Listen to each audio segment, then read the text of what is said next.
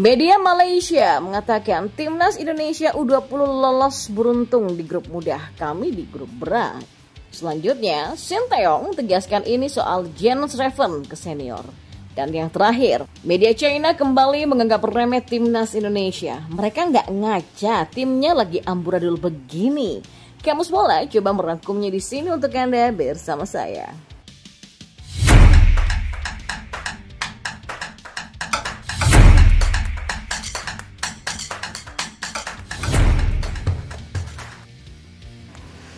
Ya, komentar media Malaysia saat tahu Timnas Indonesia U20 lolos Piala Asia U20 setelah imbang dengan Yaman U20.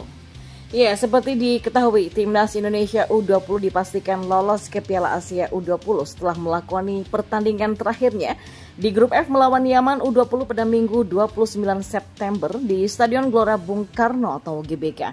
Hasil itu turut mendapatkan sorotan dari media Malaysia Makan Bola. Bagaimana komentar mereka terhadap skuad asuhan Indra Syafri itu?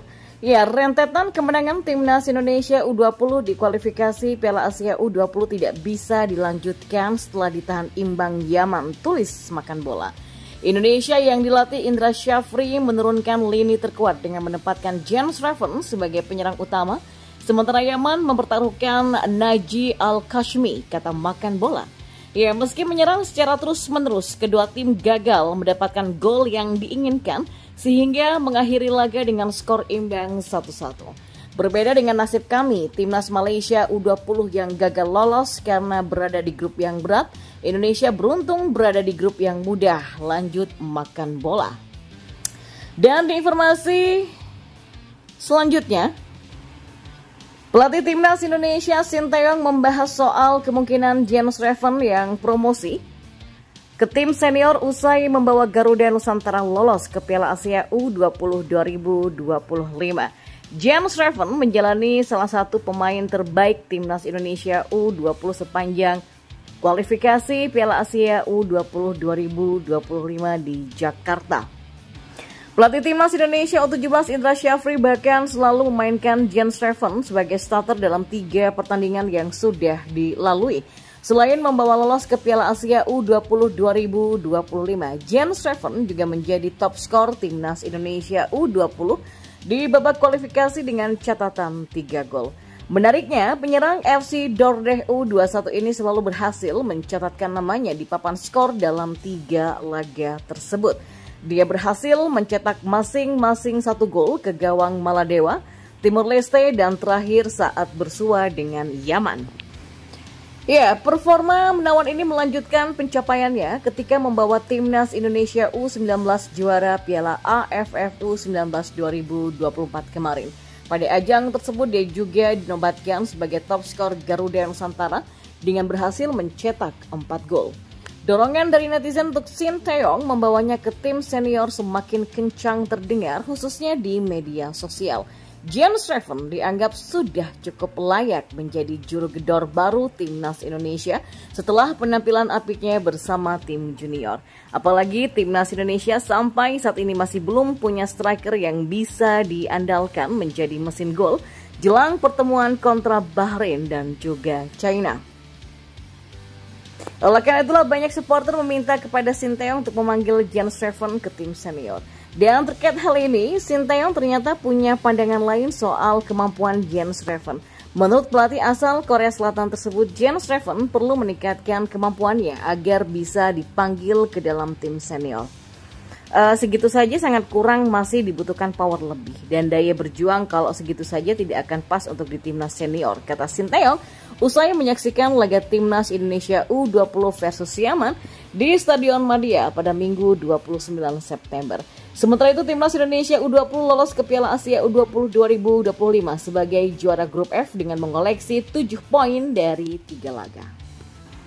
Dan di informasi bola yang terakhir, Timnas Indonesia terlalu dianggap remeh oleh media China meski saat ini skuad Naga Biru dihantam badai cedera yang menyerang para strikernya.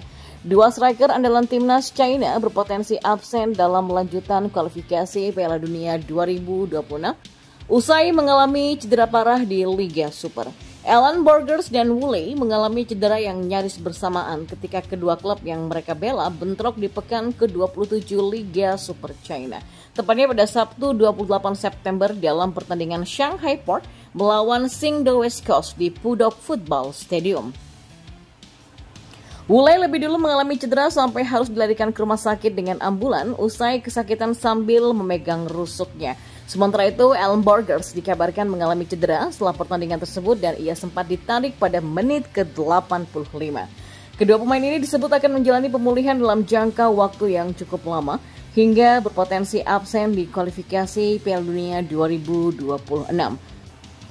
Jika keduanya tidak dapat pulih tepat waktu, maka timnas China pun harus mencari alternatif pengganti lainnya.